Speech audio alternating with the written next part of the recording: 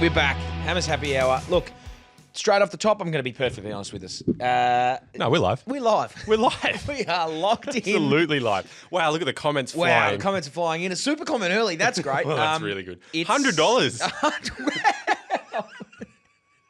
100 big ones. $100. Wow. That's all right. unbelievable. How about a challenge for our live listening audience? So who can top that? Who can beat $100? Who can beat a $100 super comment? Oh, 200. Okay, look, All it's 10:17 in the morning, so I'm a few hours early. At this current time, when you're listening to this, if you're live, I will be in the kitchen slaving away. I've had a group dinner lobbed on me at the last second, so I am and Em's away. So I'm in charge of cooking for 8 people tonight. What are you going for, mate? It's pre-game, so I'm going to have to make some pasta. I'm going to make vodka pasta. Yep. I'm going to do that with all the accoutrement in there, with the chicken, the sun-dried tomatoes, etc. I'm going to have to make get some garlic bread sorted. I'm going to have to get some salad sorted. And then that's, I think, just going to have to be enough. I think it's pretty good. Yeah, but there's 8 people. So I'm going to have to really just get into it. So that's that. I'll do that. I'll add then some dessert. But that's just an easy fix. I'll just get some ice cream or something. But anyway, that's lobbed on me. That's why we're not live. Now, you can still try and beat $100 super comment if you're feeling up to it. If we've predicted that, that's unreal from us. Yeah, that's huge from us. If we that's similar to the bonus predictions from earlier. Yeah. So anyway, we're locked into that. We're still locked in, regardless of whether or not we're live or not. We are locked in. And first thing first, I'll tell you who's not locked in. The Carlton Football Club. No. They were just dreadful. If you ever want to know what locked out looks like. Yeah, you want to know what locked out is? Watch the first half of the Port Adelaide versus Carlton match last night. It was disgusting. Unbelievable. They were so shit. Now, I'm a bit disappointed. We'll get to our TABtouch. We'll get to TABtouch in a minute, but a little bit disappointed that the same game multi is for tonight and not last night because I hit last night. Did you? Yeah, I was locked in last night. Oh. I went. I had Port Adelaide at the line. Obliterated it. 4.5. Obviously. They won by like 100. Yeah. And then Georgiades for 2. He kicked 3 in the first half, so that was locked away. And then I needed Zach Butters for 30, and he got 30 with like a minute and a half to go. Oh, that's so good. that was locked in. But anyway, we're going to double down again. We'll get something later on. But they just look so shit. Yeah, they do. I wonder. Voss has to go soon, doesn't he? You'd think so. Like You'd think so. They're just so shit. I mean, obviously it's not his fault. You look at all the coaches that have been sacked, like Simpson getting the arse last year. Horse departed on his own terms, but like everyone who's got the arse in the last few years, even all the North coaches that came and went, it's not their fault that their team sucks. Like Carlton are just shit.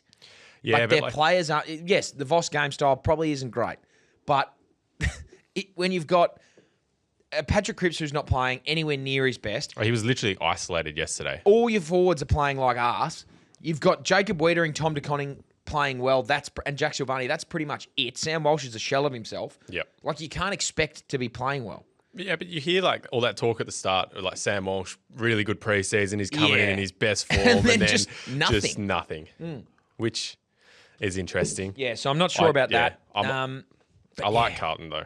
Like I want them to do well. But their next couple of weeks are like, they've got Collingwood, they've got Hawthorn, they've got Fremantle. Yeah, they don't have a good run. They got a shit run, and they're going to get licked in most of those games. So they've got Collingwood at the G Friday night next week.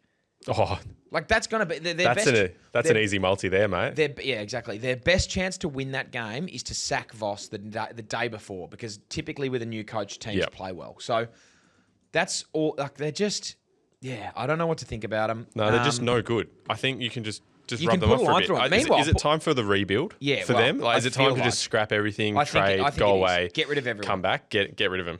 Give Paddy Cripps to West Coast, let him trade that. Yeah, have you been seeing that? Yeah. What's going on there? I have. There's no way he's coming to West Coast, surely. We could. Would I don't think West Coast... I feel like he's set up in Melbourne. Yeah, I also don't think West Coast need him. Like, West Coast need young players, not an ageing Cripps. Mind you, for the leadership it'd be nice. he would bring and the attack in the midfield, like that would be really good for Harley to have someone like that. Like he would be a yo type in the midfield. Certainly would be, and he would take all that pressure off Harley. Like yeah. exactly what happened last year. Harley would just go absolutely insane. Bananas. And same with Elijah or anyone else who gets thrown in there. Yeah, it would be nice. Now, actually, Port Adelaide, I'm on it. I'm on it now. Bring Cripps to West Coast. Bring Cripps to West Coast. Port Adelaide are one win out of the 8 at the moment. Yes. But they've got their percentage is dog shit. But they're sneaky. Like, what if Ken can somehow make finals again? 20-year contract. Can you imagine bring him back? Can you imagine if Ken Hinkley somehow gets these guys into the 8? Like, if you look at they're currently sitting 28 points on a percentage of 88.6, which is not great. Gold Coast are on 32 points, and so are the Bulldogs. Gold Coast have played 13 games. Bulldogs have played 14. So they're a couple of games behind, but you still got to win them. Next week, who have Port Adelaide got next week? They've got Brisbane up in the Gabba. That's tough. They don't win that. They don't win that. Then they've got West Coast at Adelaide Oval, so they win that, and they can get some percentage boost. Hawthorn, that's going to be tough. Then you go down and you play Adelaide at Adelaide Oval. They always get up for showdowns, no matter where they're at. They just haven't been winning recently, have they? No, they haven't. So anyway, I'm looking at their fixture. It's tough. It's real tough. But then you got Geelong, Port. Then they've got Carlton and Gold Coast to finish. Okay, so they're going to struggle. They're not making the 8. They're not making the 8. But if they make the 8, do you just go, "Oh, Josh Carr, see you, mate. Sorry, see you, mate. Curry. Yeah, Ken's the guy. Yeah, go somewhere else."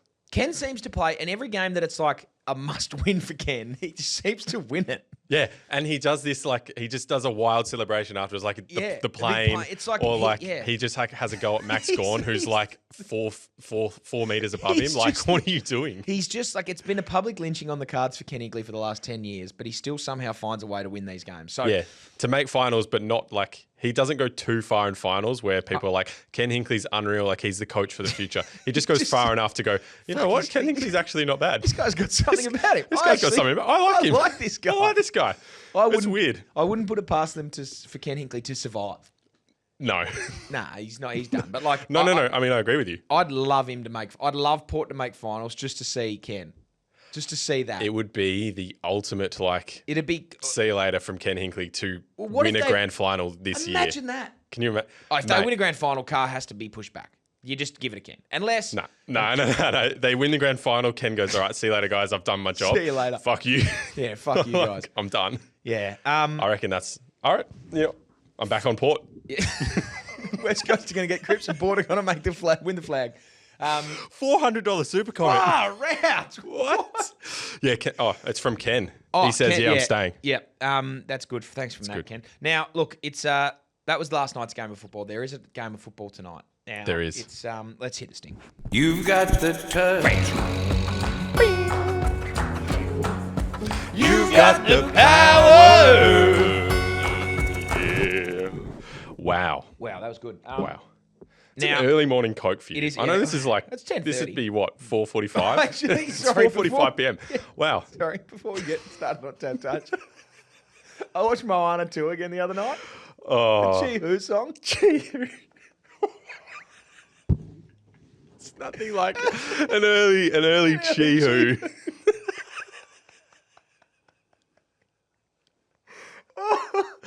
It's not great without context. No, like it's not. This is really it's not great. A very inside joke here. Like you just had to be there, unfortunately. But yeah. Anyway, I'm not even going to try and explain it. But M wasn't down at Shelter. At Shelter. No. So I'll give you a quick. This will take 30 seconds. A 30-second snapshot. We were down at the Shelter Brewing Company for our BackChat beers down there, or the Shelter Footy Cast beers. We all started joking around because Jaiden says Chi-Hu far too much. And his partner is Maori, so she can say it. Jaiden doesn't say it properly. I'm banned. Banned from saying it because he says it too much. Anyway, then we all started just yelling Chi-Hu at this place. And it was hilarious. Anyway, I think I got the closest, didn't I? Didn't Court say that mine was the best? I think she might have been being sympathetic. I think it was me. Yeah, sure. I think I was the best, obviously. You're banned from saying it. Anyway, which is why, because I'm too good at it. Too good at it. The point is, it was hilarious. I think you were the best. It was hilarious. Now, fast forward a month or two later, my partner wasn't down there, so she didn't get the joke. And we're watching Moana 2, and the Chi-Hu song comes on, and I just start pissing myself. She goes... What are you doing? A bit like everyone listening at home right now thinking, why is that so funny? Why is that funny? Why is that funny? It's not funny. Anyway, hilarious. That being said, TABtouch. And he just right in the middle. Yeah, right in the middle. Anyway, TABtouch. So bad, by the way, Moana 2. Too many songs. Yeah, too many songs. Look, I didn't mind it. Moana's my favourite Disney. Yeah, Moana, unreal. Disney film. Yeah, incredible. And it just sort of like gets to the end and it just finishes. Moana 2. Yeah. It's like there's the plot line and it's like all of a sudden it's like, oh my God, it's done. Like game over. I watched it in Bali waiting for a 1 a.m., 2 a.m. flight. And I wanted to leave so badly, but I had nowhere to go. So just sat through and watched it. Yeah, it was bad. It was terrible. Patrick was there. It was bad. I wouldn't say it's terrible, but it's not. Moana. It doesn't shine Moana's boots. So anyway, TABtouch. Yeah, enough about Sorry. Moana. So anyway, it's the Bulldogs versus Sydney tonight in Bont's 250th game. Yep. In what could arguably be the best Western Bulldog of all time. His resume is just ridiculous. Let me read you out a few things about Marcus Bontempelli's resume. Please. 6 times All-Australian. All-Australian captain. 3 times AFL Players Association MVP, 3 times AFL Players Association best captain, 6 times Western Bulldogs best and fairest. Like, that's crazy. That's a rap sheet. Like, that is a genuine rap sheet. So he's a star. Never won a Brownlow. He's unbelievable. But like, how has he not won a Brownlow? Yeah, it's seriously. crazy. But like, he'd be the best Western Bulldog of all time. Scott West won 7 BNFs. Brad Johnson played 360 games. But like, Bont's, I think, the best. Anyway. Yeah, and he's coming to West Coast. He's coming to West Coast with Cripper for free. Anyway, it's his 250th tonight. They go up to Sydney to play Sydney. Now, I think Western Bulldogs are going to win this game. I think Western Bulldogs are going to make the finals.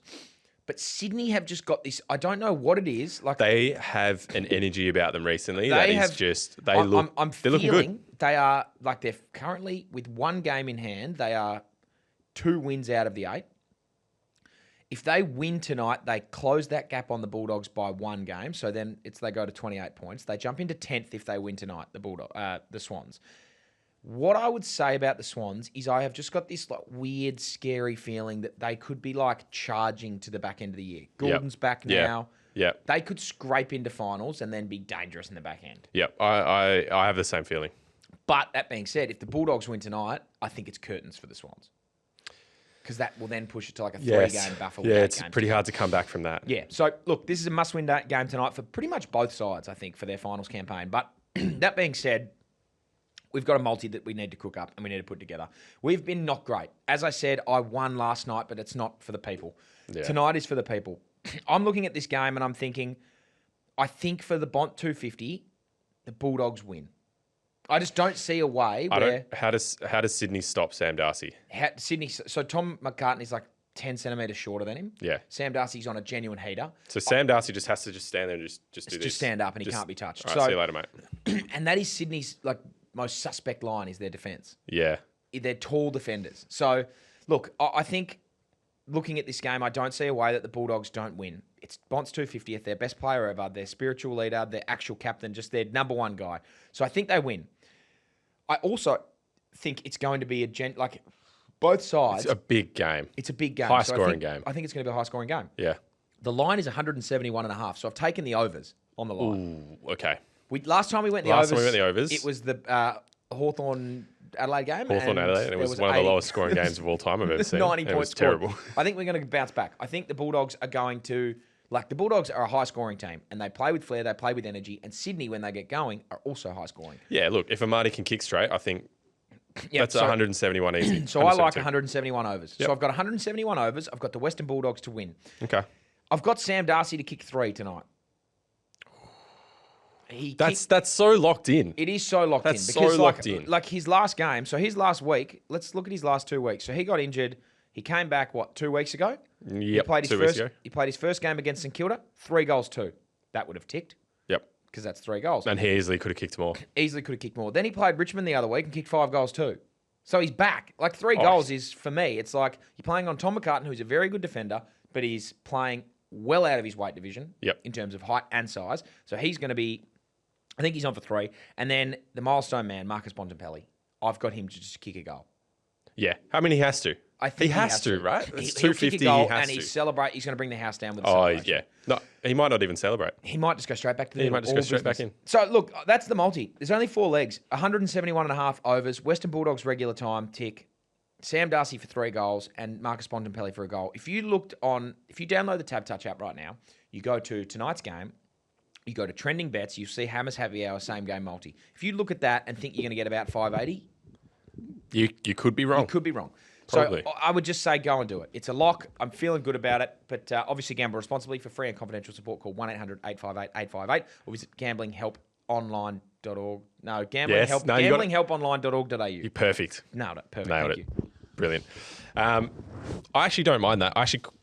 That's a good one. Yeah, I think really Bond kicks it. Sam Darcy kicks 3. Yeah, and it's game over. Yeah. Did you see? Did you see Tony Knott retiring? Yeah. So Tony Knott is, for anyone who doesn't know, Tony Knott is a waffle player. I'll just list you a few things. So he got drafted. So he's played 323, I think, waffle games, which is just a stupid amount. He's the games record holder at the Swan Districts, which is a club that's been around for over 120 years. Yep. He is just the nicest guy ever. That's another thing. That's not really a stat, but it is. He has won some best and fairest, played state football. He is the last remaining active player from the Chris Judd trade. Really? Yeah. So you Because think he back played to that, a couple games for West Coast, right? He played 2 games for West Coast, was drafted in 2007. So Chris Judd got traded at the end of 2006. Obviously, it was Judd for Kennedy, and Maston, I think, was in there as well with a couple of picks. Yep.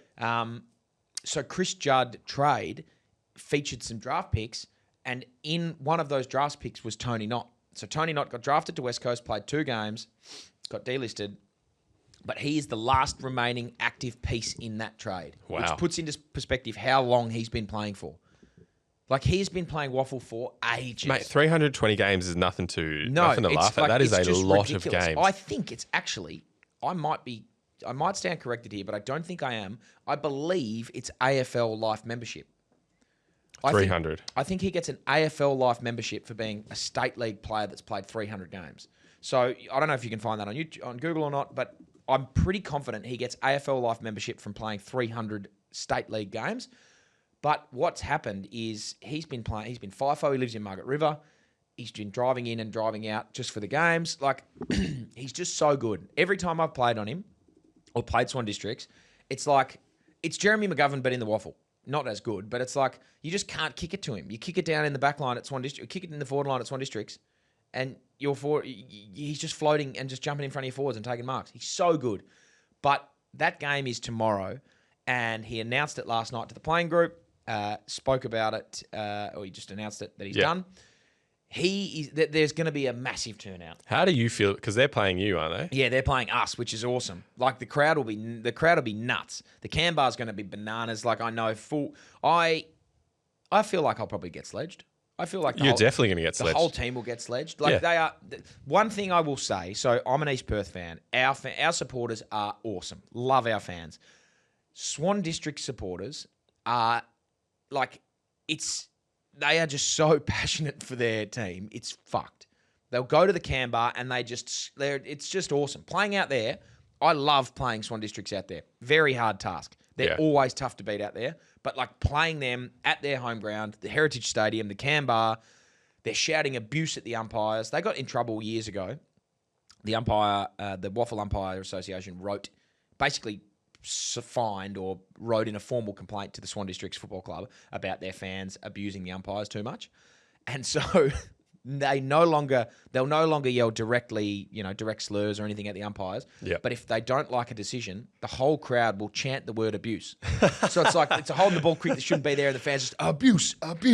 So you're not actually getting fined, but you're just chanting abuse. Anyway, I like that. They're going to turn out in their droves. 20 degrees, beautiful day.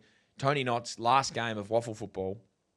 Anyway, if you're not doing anything and you want to come and watch a legend retire from the waffle, that's a good one to go and watch tomorrow because he's a star. So shout out Tony Knott. And what time's your game? 2:30 p.m. at Bassendean, Steel Blue Oval. So it's going to be a big one. Hopefully we win it, but either way, it'll be good to celebrate Notty because he is the last piece in the Chris Judd trade. It's incredible that he's still going. Juddy retired did his knee like 8 years ago. Yeah, a long time ago. And then all the other pieces, Josh Kennedy. JK retired a few years ago. Mastos a few years ago as well. It's like, it's crazy to think that he's still going. He played football. He played Colts with Nick Nat. He could probably, how old is he? 30, 35. 35. Okay. His knees are all buggered Yeah. up. He's been jabbing the shit out of himself. Yeah. Anyway, it's That's big. crazy. Big game. I might come down just to sledger. Genuinely crazy. Yeah. The good thing is I probably won't be able to hear much because it's so far away. That's right. Got a megaphone. All good. That's good. Anyway, shout out Tony Knott. Now, the other thing, so I was speaking about that in the office today with Pickers, my boss. Yeah. And I mentioned that best last piece of the Chris Judd trade. And then we got talking about Chris Judd, and then it was he better at West Coast or was he better at Carlton? Blah, blah, blah, blah, blah. And then it was like, so Pickers said this is, because I think Judd was better at West Coast, but he was unstoppable at Carlton. So he was a different player because he had some injuries. He had to flip. He was a different player. He was just a wrecking ball at Carlton, but he was way more dynamic, lighter, younger, and just, I think he was I would say, a better player at West Coast, but a more unstoppable force at Carlton. I don't know how that makes sense, but it does in my mind. Does that make sense? Yeah, like more of a attacking bull. Like you just couldn't. If you had the ball, you couldn't do anything about it. But at West Coast, he was more of like a team kind of. Yeah, but like he was better at West Coast. He was more skillful, more agile, more electric at West Coast, I think. Anyway, I think it's a bit similar to like Kobe Bryant. Like Kobe Bryant wearing the number. 24. Yeah, exactly right. 8 versus 24. 8 versus 24. Like 8 might have been a better player. But 24 was a different beast. Yeah, anyway, that's Same kind of thing. A similar sort of thing. Yeah, no, I get what you're saying. Now, that was like, Pickers goes, geez, that's a good conversation. He goes, have you ever done the one where you sit down and try and put together your best team of the century? And I'm like, I have. It's fucking incredible. He goes, yeah, it's a real conversation for like, it's just a Saturday afternoon, couple of slabs of beer, boys are sitting around, and you just go. And I did it for about 5 minutes, and I was like, this is the most impossible thing of all time. Like, the best team from this century.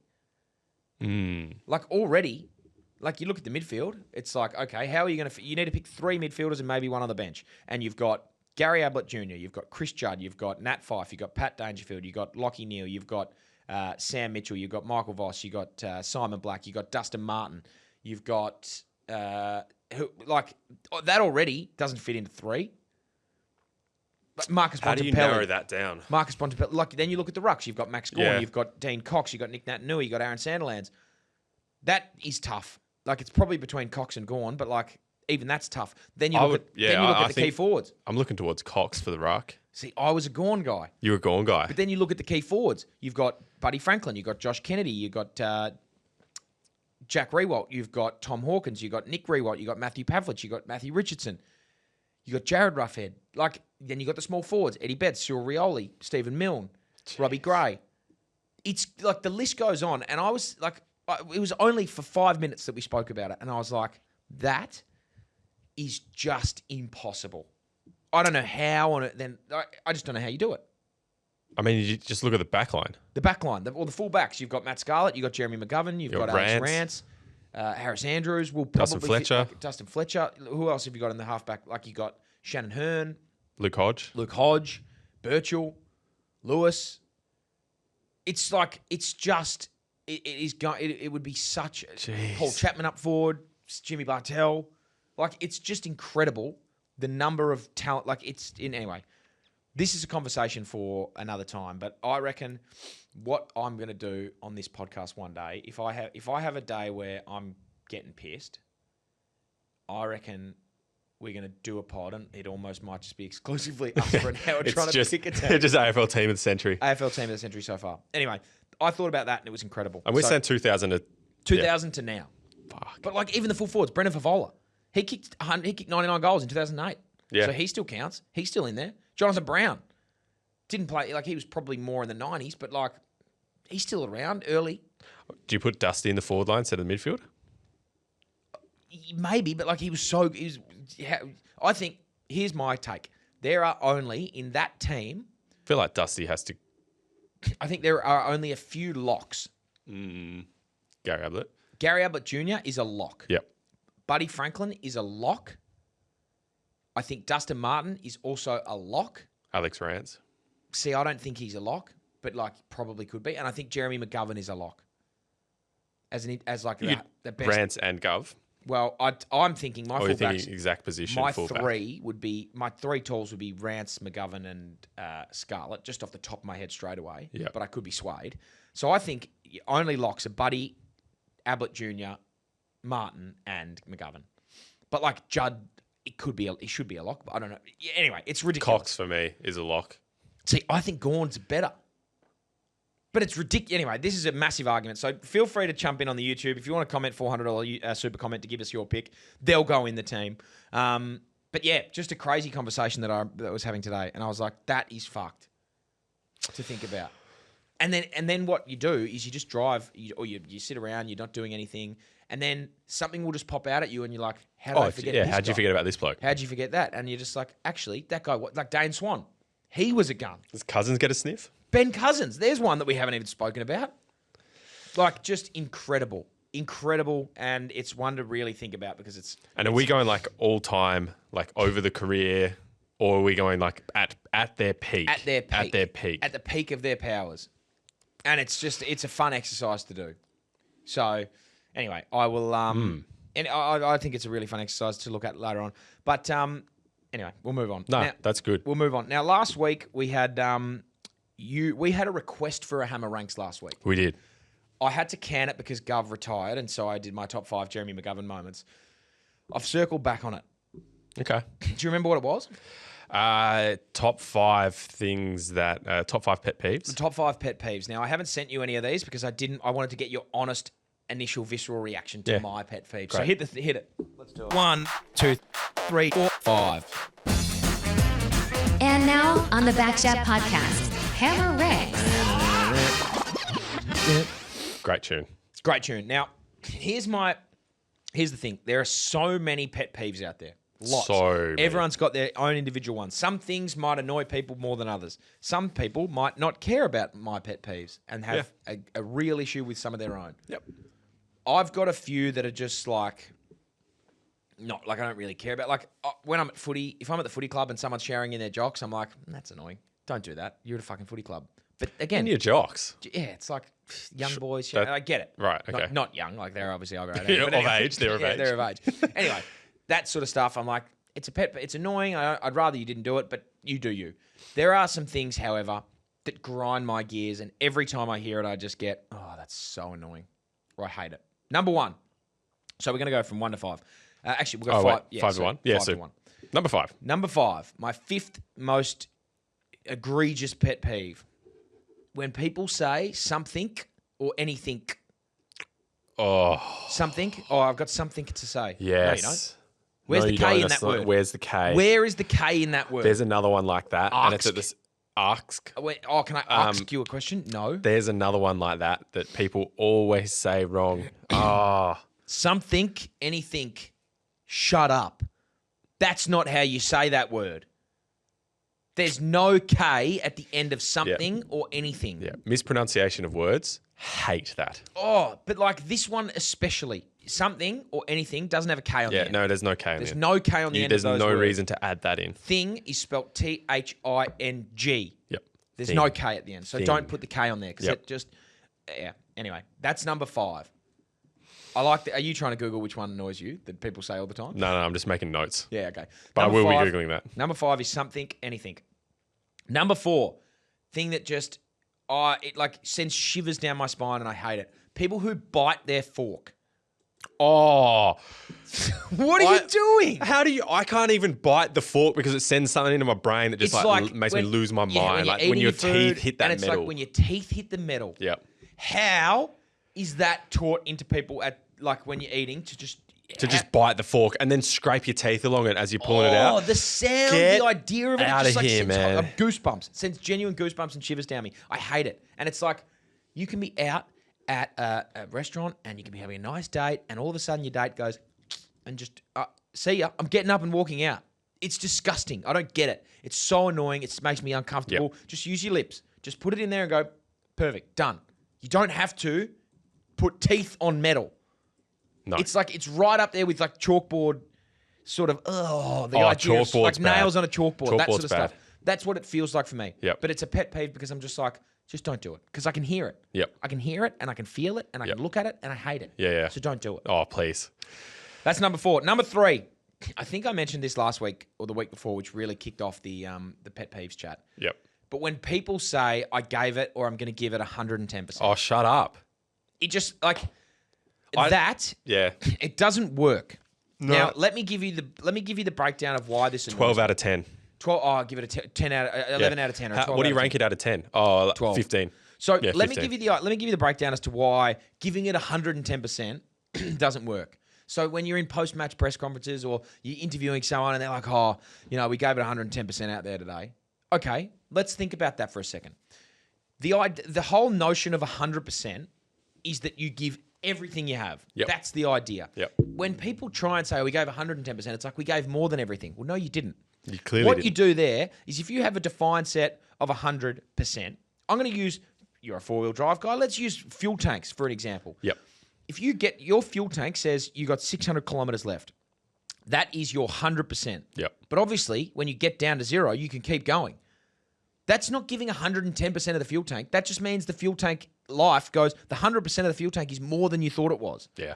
So when you're giving 110%, you give something extra. It's like your parameters of 100 are just, you haven't realized it yet. You're going from 80 to 90, not You're going, 100 yeah. to 110. You physically can't get more. You can't give more than 100%. No. I understand when you're talking about finance or something's gone up and it's like, okay, that stock's risen by 120%. That can happen. But in the realms of physically giving something, you can't give more than 100% of yourself. Yes. And so this is the other thing. I don't like when people go, I'm like, oh, what did you think of that movie? Like out of 5. Oh, yeah, it was a 5 out of 5. Oh, it was perfect. Couldn't do anything better. Can't fault it. Can't Well, fault the movie. It's just the best movie of all time, is it? The best movie Moana ever. 2, 5 out of 5, is it? Really? It's Moana 1, is it? Come the on, best man. movie Like, ever. It's you just can't, not. like, it just can't be. Like, there's always things that could be Always better. room for improvement. Always. But anyway, it just like, it irks me. Yep. And you hear people say it all the time, oh, we gave 110%. No, you didn't. No. You gave what you think is 110%, but really, if that is actually your best, that's 100%. Yeah. But you've probably given less than that. But you just can't. Yeah. Anyway, this one really grinds. I'm surprised that's not one actually, because that really grinds my gears. And See, really I don't pisses me mind that off. one too much, but yeah, I do. It just annoys me. Yeah. From like an actual from a genuine Mathematical standpoint Yeah. of it just can't. That's not it. It's not it. Yeah, I get that. My number 2 pet peeve, and this happened to me last night, and I just hate it. People who talk way too loudly in quiet spaces. People who just like, and this could be tied into lack Yeah. of social awareness, lack of anything, but like I was at Rec Lab, for example, last night. Yeah. I was in the spa, in the cold bath, and then in the sauna. These group of 4 young guys, they would have been 16, 17, they're just getting in and just yapping. The whole place is a recovery center to be like nice and relaxed, and these guys are getting in there and just yapping about the UFC, yapping about the weekend, yapping about, and I'm just like, boys, shut the fuck up. How about that? Don't want to hear that. I don't want to hear that shit. I'm sitting here, I'm trying to relax, and you're just yapping. Yeah.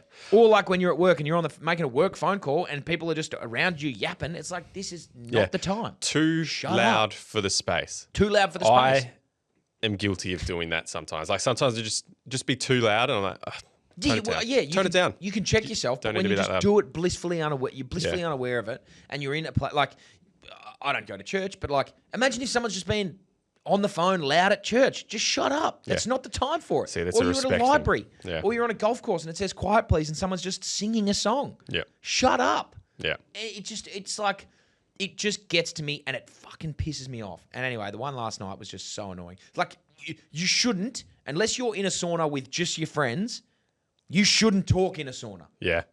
If you're in a public sauna with other people, shut up. Not the time to be having a chat Yeah, I'm thinking about right now is about the weekend. is Busso. We're in Busso at 2 a.m. Yeah, a bit like Too that. When we're in our room, just literally, we're Being trying too to loud. talk, but we're probably being way too loud. And that was us. It happens. But anyway, it happens. It just annoys me. It's an annoying. It's a real pet peeve. Yeah. All right, number 1. Here we go. There is a special place in hell for people that do this. I'm just trying to think, if you could think of just the worst kind of person who is just so inconsiderate and just so the worst thing ever. This drives me more insane and gets me more mad than anything that almost anyone does that's innocent without being illegal. If someone puts their indicator on at the last second at an intersection with no green arrow, oh my God. You look and it's like, okay, there's traffic. I know there's traffic. It's busy. It's late. I need to get home. I'm doing stuff. I'm late. I need to get somewhere on time. I'm sitting in the right lane. I always know that it's dangerous. It's a risk to sit in the right lane. If you're at an intersection like the one in Leederville, when I'm leaving football training, where no one has a right arrow and there's always traffic coming from the freeway, if no one's got their arrow on, perfect. You just go straight through. Yep. I can see that the guy in front of me doesn't have his arrow on. I know no one's in front of him. I'm 2 spots off the front. There's 4 people turning left. Of course I'm going to get into the right lane and just go be the second car through. The light goes green and he just puts his arrow on and waits. And there's like 3 people behind me that are like, hey, what the fuck's going on? There's also now a left lane that's just humming and I can't get out because there's heaps of traffic behind me. Yep. And then the light goes orange. He waits until it goes red. And then goes. So I'm just sitting there like, man, I've missed a full light here because you are incompetent and you don't care about anything other than yourself. And you have just gone at the last second. I'll whack the indicator on now. Yeah. It is infuriating. Oh, yeah. Like, I know if you're driving. So the one that gets me, Scarborough Beach Road, there is shops, like there's all the white goods stores, there's bed shops, there's everything on the right side of the road and the left side. So if you're driving in that right lane, you're always at risk of someone being like, I need to go to the good guys, so I'm putting my arrow on. I'm going right. That's fine because that's in general traffic, that's in the middle. But if you're at an intersection and there's a light there and you know you're going to turn right, put your indicator on because it just is, Put your indicator on in general. Put your indicator on in general. Yeah. Why are you not using it? Why are you not using it? That's what it's there for. It's a courtesy for other people. It's illegal to not use it, I think. Oh, you get mate. marked down in your driving test for not using it. It just shits me. That's it so shits me. annoying. So it's like, it's illegal to go 20 Ks under the speed limit, and yet people will sit on the still do freeway doing 80 kilometers an hour. It's like, why? Do 100. Go. Do the number. If you're a Do little bit the scared, number. do 96. Do 95. Do 5 under and sit in the left lane. Yeah. Don't. Yeah. Oh. Anyway, this is that's my 5. And like the road stuff is Road stuff's huge. I need to get better. I don't get road rage, but I just like I'm so annoyed. I heard this thing some guy say with road rage or whatever. It's like the other guy might be having a bad day. Don't give him too much time. I get that. I get that. If I get cut off, someone's needs. You could be in a rush, mate. Your wife could be giving birth. You can go and do your thing. You don't know There's what's no happening. excuse for leaving your fucking indicator off. No excuse. If you're in a rush, Put your indicator on. You can still indicate. You can still indicate. You can still be a courteous guy and put your indicator on. Just indicate. Anyway, so I know we're not live, but please. Send in your pet put them in peeves. Put them in the comments. Put them in the comments. Put them in the send comments. them into me. Send them into the top 5 are. Instagram. What? Give me your top 5 pet peeves, and I want to see if I get annoyed by them or not. Now, It's see, just, for me, yep. What are yours? people who write lose as loose, so LOOSE. LOOSE. Yeah, that's the word. And that happens all the time. You'll see that in comments everywhere. People are like, oh yeah, you know, Carlton just going to lose tonight. Carlton are going to lose tonight. Oh, are they? Who are they loosing on? Yeah, who are they getting? But that doesn't make any sense. Doesn't make sense. What are you doing? I hate that. I hate that. Yeah, it's I think I said it the other week. People who are indicating and they're turning, all good, great, but then they pull out to the opposite side to turn the other way. What are you doing? Cars You're and driving a truck. Cars driving a semi truck, are you? Cars and roads are built specifically to be able to do that. Yeah, to be able to accommodate the turn. Yeah. without swinging wide. You don't need to swing. You're not going to hit the curb. Your car can turn. Yeah, it's it's just so annoying. I have a lot of road ones. Yeah, heaps of road ones. Heaps of like traffic. Just things that inconvenience you for other people's, but just being not even like just inconsiderate. People who go to the pub and don't take care of their kids at all. Oh my God, they can piss off. I was at the pub. I was at the pub last weekend, and there was a child just walking around with a plate, just holding it here. Yep. Just let it go. Dropped it. Smashed all over the place. I was like, "What are you doing? What are you? What's going on here? What's Like, going on? Yep. You're letting your Where are kid your parents? walk around. You're letting your kid walk around with a plate, just smashing it. Oh, it's You just kidding? yeah, it's so annoying. Or like people who are on an elevator, on an escalator, sorry, who stand just in the middle. Oh, stand in the middle and just don't move, Like, and hey, they'll mate, just if stand, take both. You move to to the left. if you want to stand and let the escalator do its thing, I'm happy with that. Yeah, Stand on the absolutely, left. go for it. Stand left because I want to walk past you. Yeah. Because I don't live a sedentary lifestyle. I want to get going. Yeah, places to be, mate. I got places to be. People I got to things see. I got things to do. Anyway, that's one of the many things that shit me. But yeah, it's people who walk around blasting music out of their phone or on like a speaker. Shut up. Yeah. Don't care about your fucking music. Yeah, Put I don't headphones care that in. you're listening to fucking Fetty Wap. Yeah. Doesn't bother me Put it at away. all. Put it away. Put your headphones on and listen to him. I don't give a Put it shit away. about that guy. What are you doing? Yeah, anyway, so there's a few. There's a few. So write them in. Let me know. Let us know what your pet peeves are. Moving on. Yeah, moving on. Moving on, because we could go for this for a long time. Yeah. I got something for you, and I think I brought this up the other day. AFL in France. What? They're playing AFL in France, right? So I was on Facebook. They're playing, as in an AFL game's going to be played in France, or they're playing footy in France? No, footy in France. Okay. Footy in France, but it's the AFL, like it's an actual league and all that. They've got refs, they've got teams, they've got they're proper sorted over there. I wonder if it would So be... I had a look. Yep. They've been going since 1916. What? Yeah. They've been going since 1916. 109 years. Mate, 109 years they've been playing. So the Australian Armed Forces were over there in 1916 and Australia was just kicking around a ball, and then they started making teams and shit. Wow. Yeah. But that's incredible. And that's just footy. That's just like not an actual league or anything, but they've been playing like Australian rules over there. Holy 1916. Since 2018, there's been like an AFL Europe Championship and a Euro Cup. What? So, how am I not here? I knew there was international countries played it. Yeah. I've been to Cambodia and there's a Cambodian Eagles team. Yeah. So they played. I know Libba went and played for the Saigon Snakes one year after a footy trip. Mate. In Vietnam. The AFL Commission have got a full setup. So AFL What Europe the started fuck? in 2010. There's 19 countries that play in AFL Europe. And they have competitions. They've got a Euro Cup. They've got this whole thing, and they've got rules. They've got rules. So you have to have be from that country or whatever, and have lived there a certain amount. So you stop Australian expats going over there. You can't just go Marcus Bontempelli gets injured and just goes over there and just plays and just is the best player of all time in Europe. Bont has a French address and all of a sudden just dominates. Yeah. Wow. Yeah. That's incredible. Unbelievable. That really is incredible. I would love to go over there for a little game.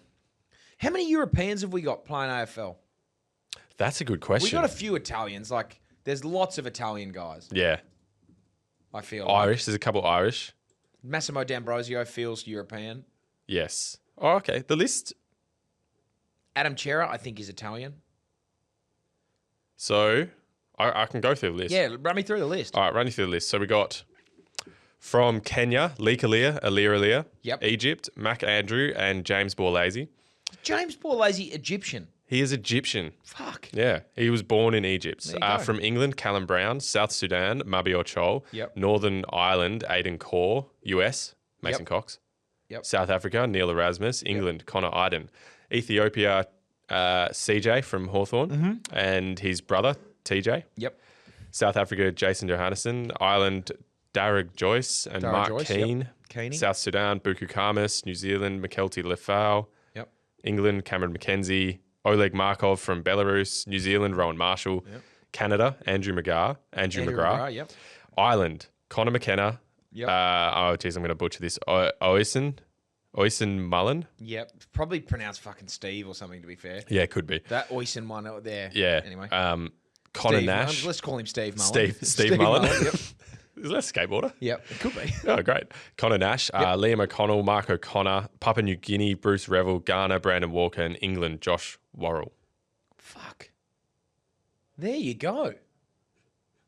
And those are the ones that are active right now playing VFL, AFL, that have been born outside of Australia, according Michael to Frederick? Wikipedia. So Michael Frederick might have been born in Australia. Could have been born here. I swear he was born. Isn't he? I thought he was Ethiopian. He's Sudanese. Sudanese. He was born in Adelaide. I he was remember born that. in Adelaide, but he's Sudanese. It So was, there's a bunch. There was a photo. Yeah. It was him versus. I think it was him running away from CJ, and it was Ethiopia. CJ's the Ethiopian. Isn't he? Yeah, they do a charity, like a Sudanese charity. CJ and Crazy. Michael Yeah. Frederick. Anyway, well, that answers that question. Yeah, that's interesting. That answers that question. Good Yeah. stuff. So did we have? We didn't have any Asian players. No. Ling Jong was the first, wasn't he? Oh, yeah, that's a good one. Ling Jong. I reckon he was the first. Lin Jong was... He was the first Australian of East Timorese and Taiwanese descent to play in the AFL. Well, there you go. Good on you. That's Anyway, interesting. that's crazy that they have a French league. I know. Pretty unbelievable, nuts. yeah. Now, the other thing I saw Yep. when I was on my my doom scroll was this photo. Okay. And this is NBA. So Rudy Gobert reportedly broke up with his pregnant girlfriend. Rudy Gobert might go and play French football. He could. Anyway, He could go and play French he football. reportedly broke up with his girlfriend. Broke up with his girlfriend at the beginning of the NBA playoffs and kicked her and their 1-year-old son out of his home. Wow, Now, savage. yeah, savage. Rudy. But I had a look at the top comment on this. He's locked in. Good for him. I can't see it. Oh, you can't see it? No. Is it a lock? Have you got it now? No, I'm just looking at a blank screen. Well, I'm looking at a tree in the mist. Oh, okay, I see. Anyway, the top comment is... So locked in. The top comment is, he's locked in. Good for him. Is it really? Yeah. Wow. Well, he is locked in for the finals. Just locked in. That's fucking savage. Rudy, booting your ex-missus and your 1-year-old kid. I get, like, maybe the girlfriend or the ex-partner, but, like, fuck's sake. Kicking your 1-year-old son out. That's unbelievable. Oh, yeah, here we go. He's locked in. Good for you.